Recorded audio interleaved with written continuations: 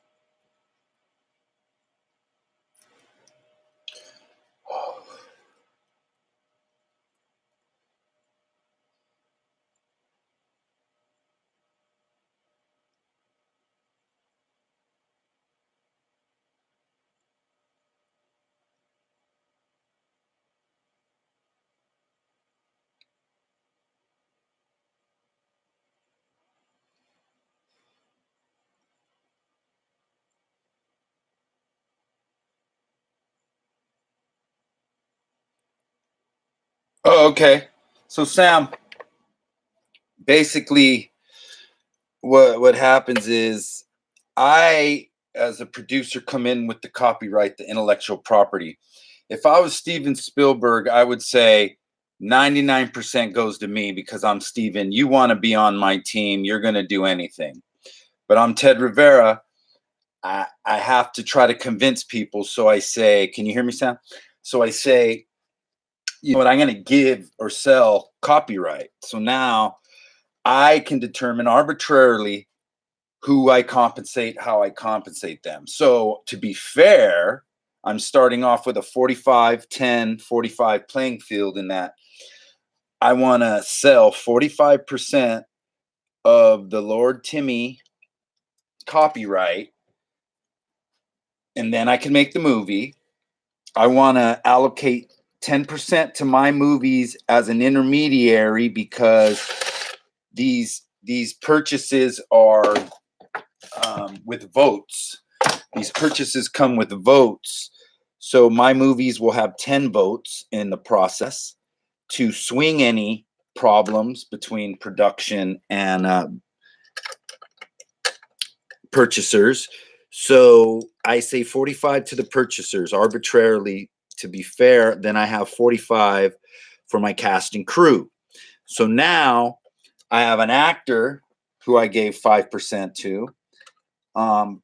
People who make a great contribution. This actress she shouldn't even be, we're below her, but she sees what we're doing technologically. She sees what we're doing artistically and creatively. So she's going to take a chance on us because even she knows anything's possible in this industry. So as far as music is concerned, I'll be really honest with you. I'm a producer, so my job is to not spend any money that doesn't add any value to the copyright. So at some point, free music or licensed music has diminishing returns because it's generic music. I'm not saying anything about your music. I'm saying free music tends to just be music that nobody's heard before. So there's a whole plethora of options available at free. So you go free first because people want to promote their movies. Then there's sync rights. Do you have a popular song? Do I need to pay? Do I have to convince somebody to let me use their song because it resonates? All those things are the role of the music supervisor, whose job it is to determine between the budget and the director's vision what kind of music we can afford. That being said, free music is out there. We have been blessed with people like you and Luke and other musicians and Sham who want to contribute music. For the love of this project, I wouldn't have a problem finding people to give me music. Then there's exceptional music. Then there's other layers of music. So right now, Sam, to get involved and to get your music in here is to say, for me to say, here's my budget right now, $200 on a $20,000 movie. I can't afford any music, right? I will play my own goofy songs and use free music if I have to, because we haven't had that 1 or 3 people respond yet. I believe they're there. I believe we need to show them something first. Now, when the budget for music comes in, we start to, what do we have? Okay, I've raised $45,000. In a $45,000 budget, I probably got a couple thousand for music, 1,000 for music, and now you're buying $300, $200 rights for exhibition purposes only. So that puts us in a position. So with respect to your heart as an artist and a musician, I have to be careful how I talk as a producer, because really I can't belittle the contribution you're considering because it's your art. So from a financial, okay. So now credits percentage would be fine. Even yeah, that's what we're talking about. So here we go, Sam. So what we do is we have a music supervisor, a composer, we have Sam, we have me. That's our music team right now. Right? You're on the team. From that text, I don't want any money. I just want to be part. So yeah, let's figure it out. We get your music to the composer, to the supervisor, to the director, myself. We analyze the music to the story. But like you said, once you read the material and you see what we're trying to do with those scenes that are coming up after a music break, then you would say, hey, I got an emotion for this, or I think I have something that resonates here. And then we look at that and go, oh yeah, he's right. He's right. So at the end of the day, I'll need songs. At the end of the day, your desire to be part of the team has you on the team. You know what I mean? It's that simple. This is BSV. This is not Ted the producer movie. This is our movie together. So it does help to contribute. I'm not going to lie. We have a lot of people in this space who can, and I think all I'm trying to do is, if I'm spending my own money, and I'll continue to show people spending my own money on what it takes for me to be in this position to make these decisions, I say, who's with me on that? And we're going forward. And I think everybody's right now to be apprehensive, because I'm going to put my plan up today, I believe, because without a real plan, it sort of looks sketchy. But I think with the technology and what we're doing and what people understand what I'm trying to do, it's giving me an advantage, and it's keeping people interested. You know what I mean, Sam? So are you still with me here?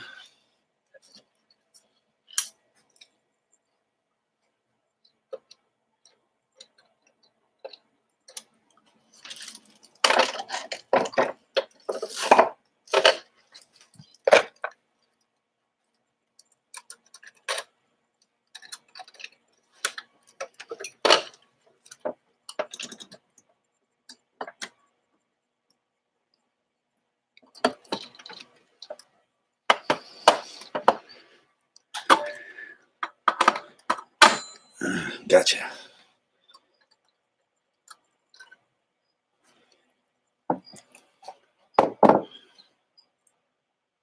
Cool, because really this is a team thing. I mean, we're gonna listen, what nobody understands yet is this is a prize. This is November. There'll be 9,000 exhibitors in Santa Monica, all walking around wondering what the next big thing is. Now, whether or not we have the next big movie doesn't really matter to me, because we're very limited.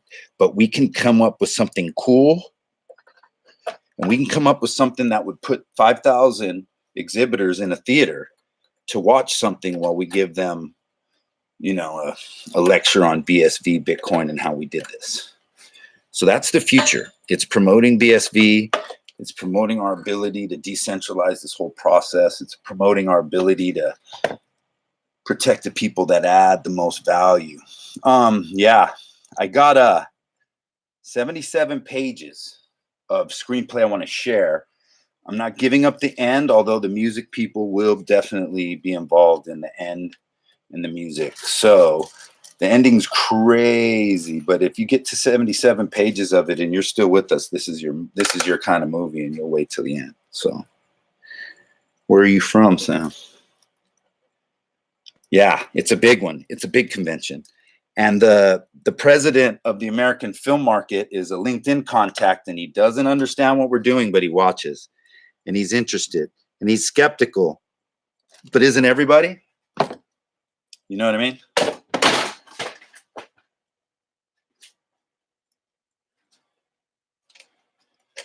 So what do? We just keep doing it.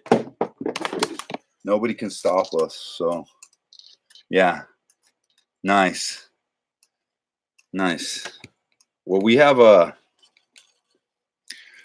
ability to educate a lot of people in a lot of different ways in November, and that's really what this is about. And I think that's what the people will support when it comes down to me revealing the total plan, and I'm going to try to do that today. I have to go make some money. I'm going to go make some money today. So that's what it's about for me: converting fiat to BSV, taking that BSV, using it the best of my ability to make this movie, getting some fiat, making a movie, putting that movie up on the blockchain, and demanding that, streaming and licensing can only be done through BSV. And that's how we get people to adopt. So this is crazy, Sam. This is crazy.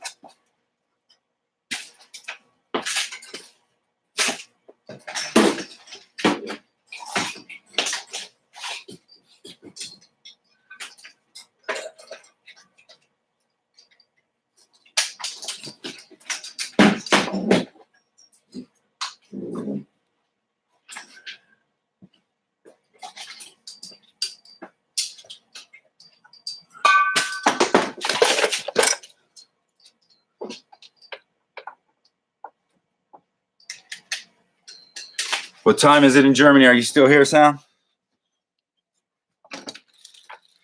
Yeah. I think what we could do, I think what I want to do, Sam, is for people like you who show this kind of interest, we have to have in the future, and we should start right now, okay? What we have to have in the future, and it starts right now, is you're going to know it as affiliate marketing. And what we have to understand in the collective, and decentralize and aggregating all these costs around the metanet, is we have to promote this project, and we have to compensate the promotion of the project.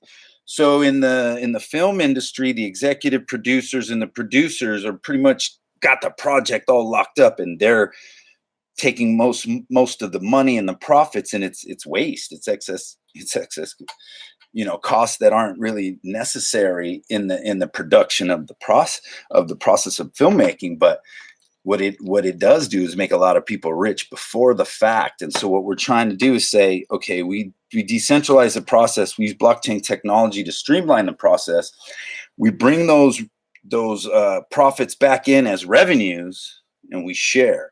So what's that worth? Well, the people who get the word out need to benefit and participate at a level where they're compensated. So I have ideas about associate producer, co-producer, producer levels of contribution to affiliate marketers, that if you're driving people to the project and they're contributing money, then shares, maybe there's a pool of the copyright shares that go to them, plus a percentage of total gross proceeds. If I get 1,000, maybe there's some money for that affiliate marketer, a little bit, to where they're in the project for the passion, but because they're helping us, that there's a compensation level. And since we're talking about a micropayment ecosystem, and we're talking about perpetuity, it doesn't have to be much, it just has to be forever, I guess. What do you think about that? Any thoughts?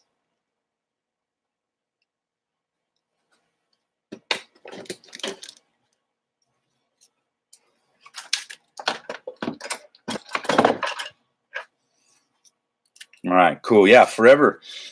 That's what this is. Can you imagine? I have a lot of friends that, they're old people. Talking 80s, 90s, man.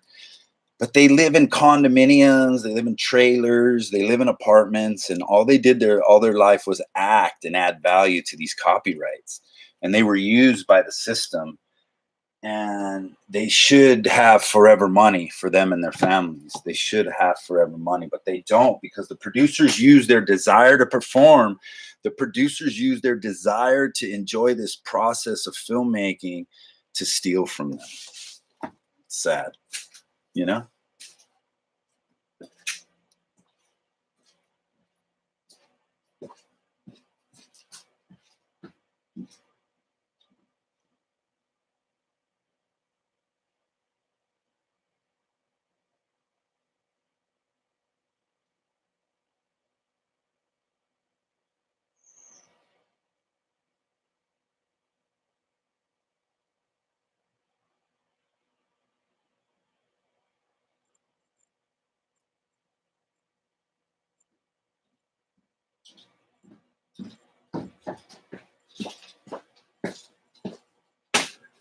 I'm back.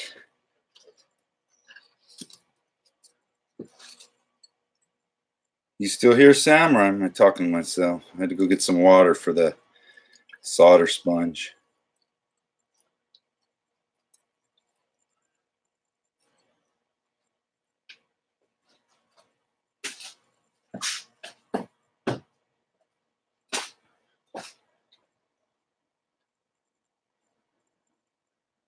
Oh, cool.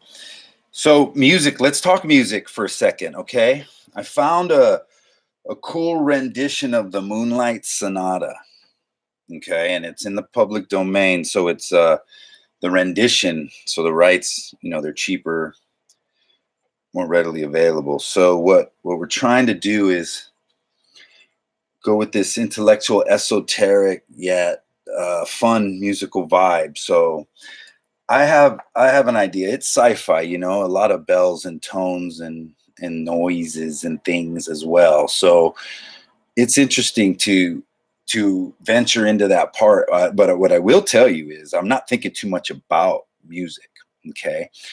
Because the music's already most of it, the vibes are there.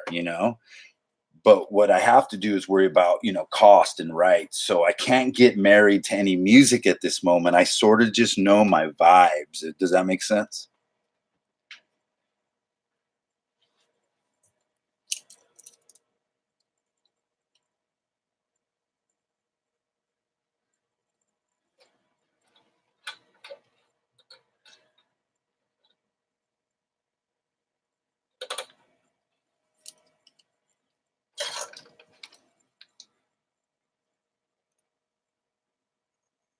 But as people as yourself and Luke and Shem, they're coming with music. So it makes it really easy. At some point, we'll sit down with the composer, music supervisor, and we'll get a list of what's available. Come on now. There we go.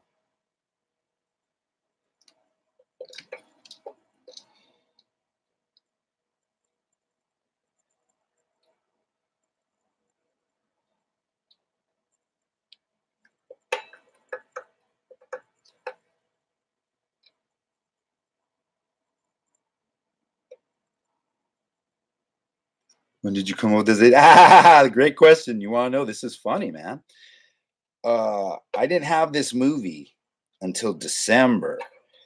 I had a plan to make a movie with the elements and the locations that I'm currently working with. That's a given. But I didn't have the actual story yet because I didn't really know my production value, my elements going into it. So, I could stick with the basics, the Men in Black, the alien theme, and all those things, and I can come to some core movie. So around December, I had the whole thing plotted out that it was going to be a journey and adventure. It's going to be these characters. What are they going to discuss was my only dilemma at that moment. So it's like a heat sink, man. So in December, I started laying down the dialogue in the scenes, and I started learning more and more about Bitcoin and BSV, and I just sort of let that vibe resonate in the characters, that they were on the same kind of journey as us, a discovery, something with the technology, something that was fascinating them. And then through that, they were gonna discover something crazy, right? And so what was going to be just basic time travel movie where it was one way translating out. Are you thinking about uploading a movie on chain? Are we focused on transparent microtransactions, smart contracts, Bitcoin? All of it. It's everything. It's like what Dr. Wright says. This is everything, piece by piece. So you're an exhibitor. Say you're a whale, and you come to me and go, Ted, let's just not even play around. What do you need? Okay. What do you need, right? You tell me, Ted, what do you need? And I say, man, really? You give me 200 grand and we'll make $1 million movie. It'll look like $1 million. I'm an artist. Give me the raw materials. I will make a movie. So if you gave me that opportunity, then you would have all the votes. So now with all the votes, I would just specifically present to the purchasers, here's the options.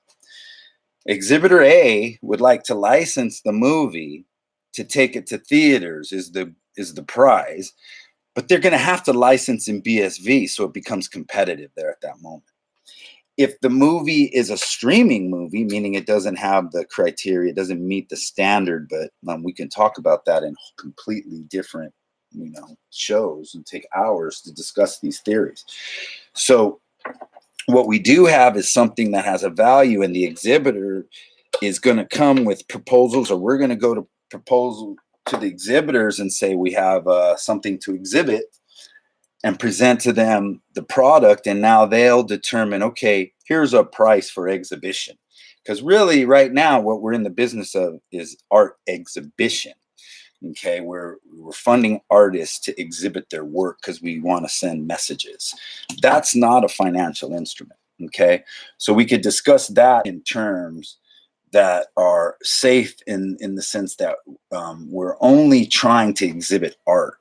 So it's BSV. So whether it's streamed on our own platform for BSV, whether it's streamed on somebody else's platform and they have to make payments to us in BSV to exhibit,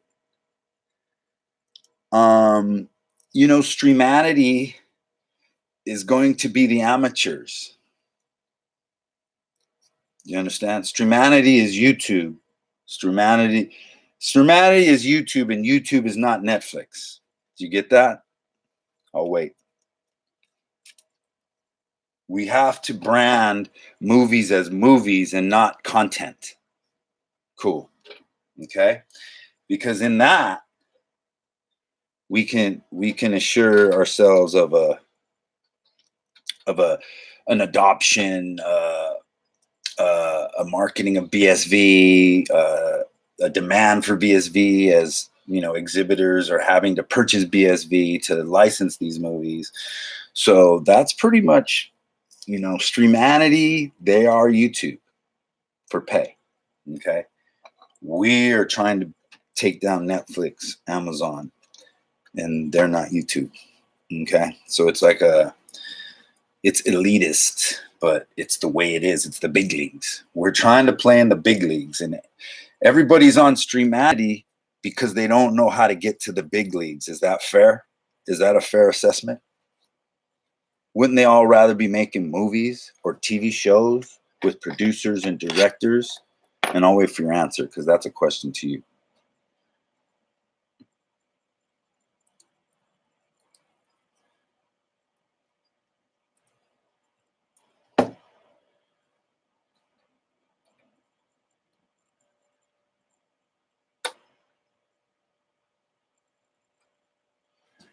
Yeah, I gotta do something about this.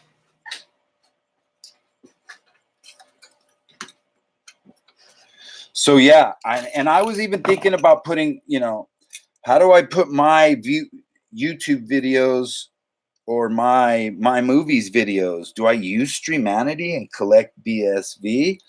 I do want to do that, but then now I'm paying Streamanity. So right now, without the technology, what I'd like to do is I'm just going to have these micropayments click over to YouTube, because until the MetaNet's ready for me, I have to use whatever's available cost-wise and profile-wise to maintain, some sense of the shop is open.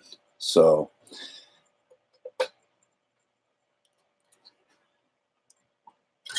we'll figure it out, I know we'll figure it out.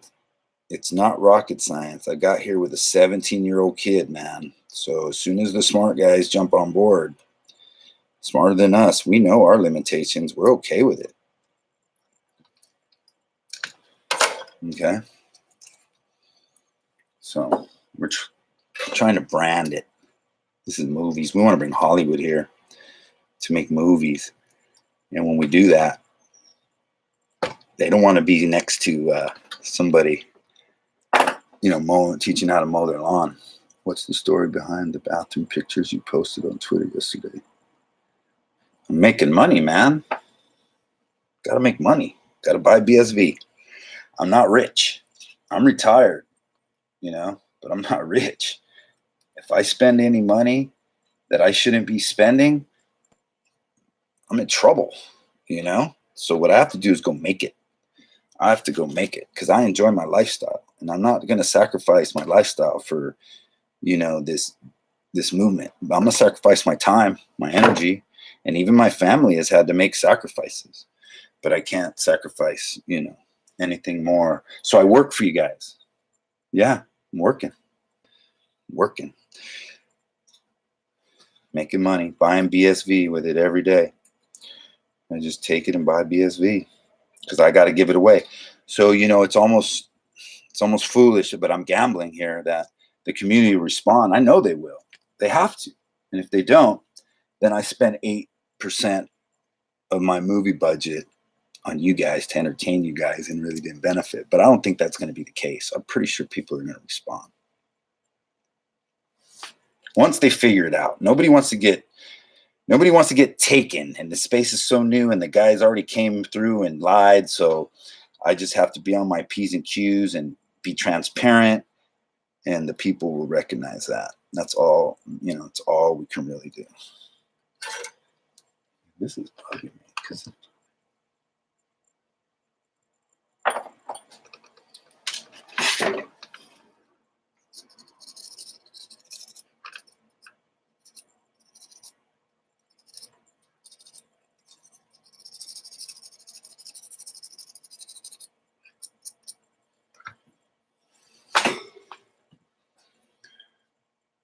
yeah,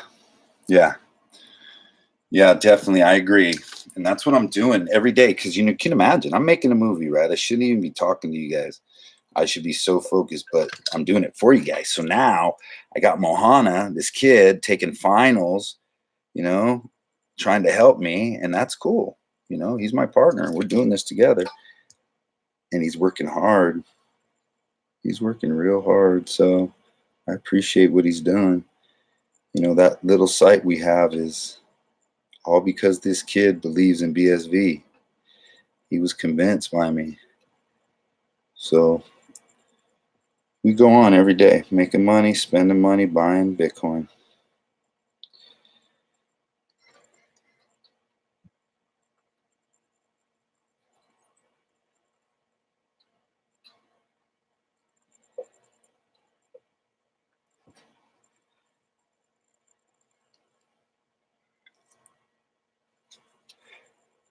Have you gone to music school? How did you get into music?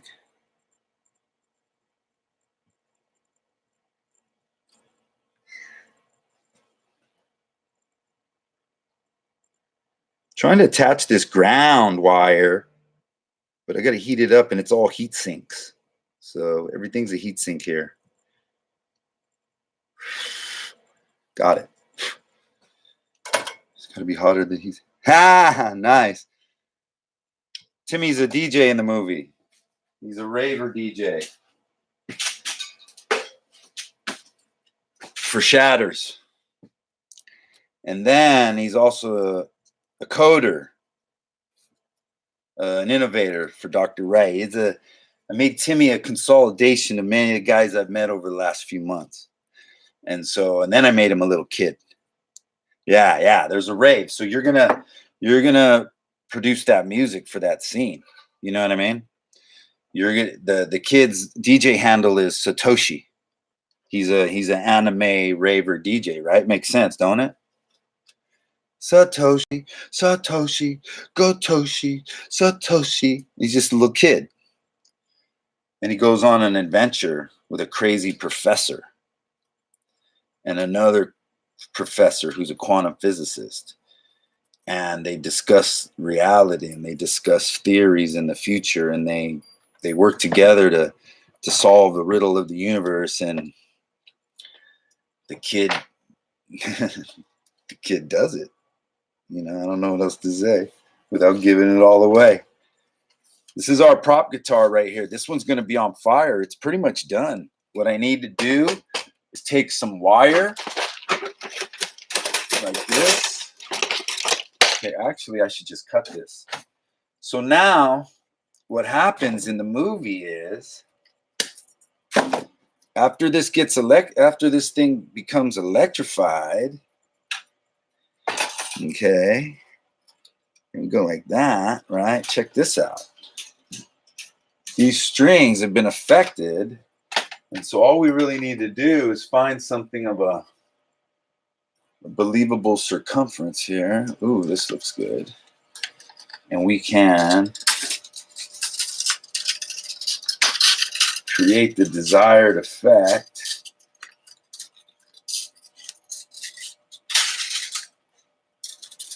That the universe zaps this guitar. And I'm just, going by an idea right now, but this is what I'm thinking. Getting some rigid wire material, right?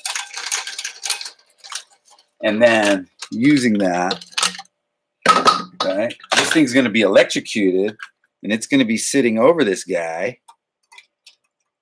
So part of the gag has to be the wires. You know what I mean? They're all bang, wang, wang, wang. So several wires, different gauges. You know what I mean? And they're all fried, so they could be this black material, right? And they're different effects because the universe has different shapes in it, right? But we just experiment and we say, what did the universe impart on this guitar? And so now this guitar is going to be laying. Yeah, exactly. It's all that. Okay. We were building a movie for the Sci-Fi Channel. And basically in the production meeting, it was said, it's like Lake Placid, but it isn't Lake Placid. So we watched Lake Placid 10 times, talked to the writers, made a movie. Now, it wasn't Lake Placid. No, we didn't violate their copyright. We didn't even remotely resemble their story, except we followed the path they took. And sort of that's what I'm doing with the Lord Timmy project is I'm taking a path of several different archetypes from several different movies, and I'm bringing them together to get me to the end. And by jumping through the similar situations and hoops, but using different dialogue, different music, different actors, you're pushing the movie through constraints that allow you to stick to a budget, stick to a timeline. And I think we even need to have some lightning bolts, So all we're trying to do is I'm trying to teach billionaires right now. This is what this comes down to. I'm trying to teach billionaires how to go in and take over Hollywood. It's that simple. And these dudes talk a lot of smack about disruption, and this is about disruption, but we're about to see. We're about to see how much disrupt these dudes have because I'm giving them a whole industry on a silver platter. Okay? Does that make sense? I'm giving these guys a whole industry on a silver platter to spend $1 billion and they will destroy Hollywood the first year. And Hollywood will spend 30 billion.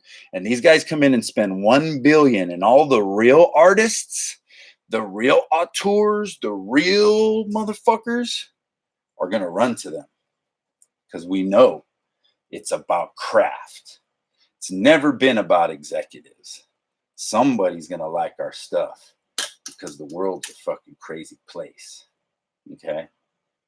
And the problem with movies is that the demographic of the decision making doesn't even remotely resemble the population at large.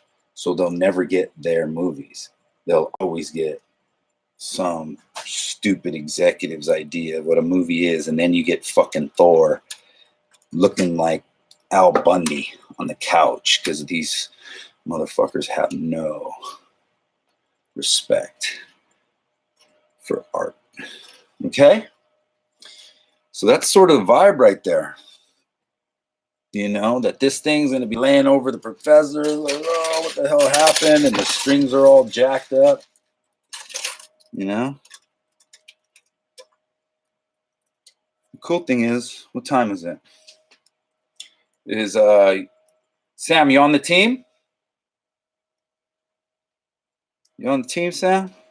I know you are. We're going to do this. Oh, hey, Sam, guess what? Guess where the biggest market is for American films to be exhibited? Sam, do you know? Do you know, Sam? It's the German market, Sam. The German market is the prize. You can get the German market. You get the Germans in on your movie. Making money. But we're not making money. We're exhibiting movies. So we're going to compete with them. But we're going to compete with them to the capacity of supporting the artists that they themselves would destroy with their limited scope and their limited ability to understand cinema. We'll pump the German. Yeah. No, I got a couple of connections on my LinkedIn. Are you on LinkedIn, Sam?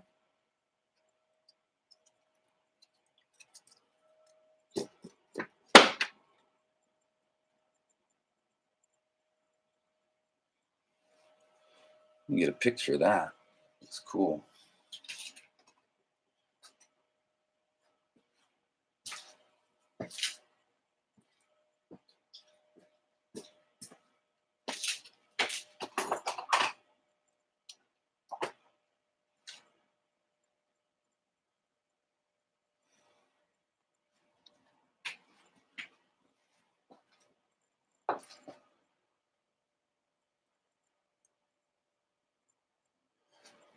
Oh, I need a backdrop.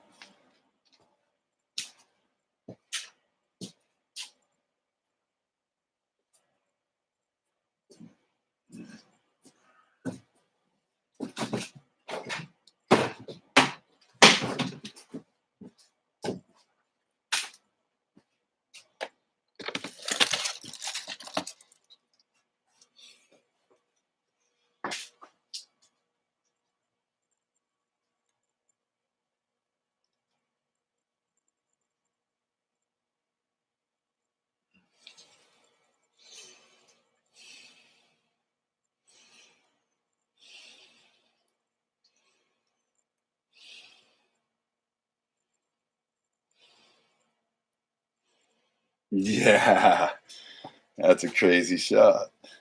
Let's get some more red in there.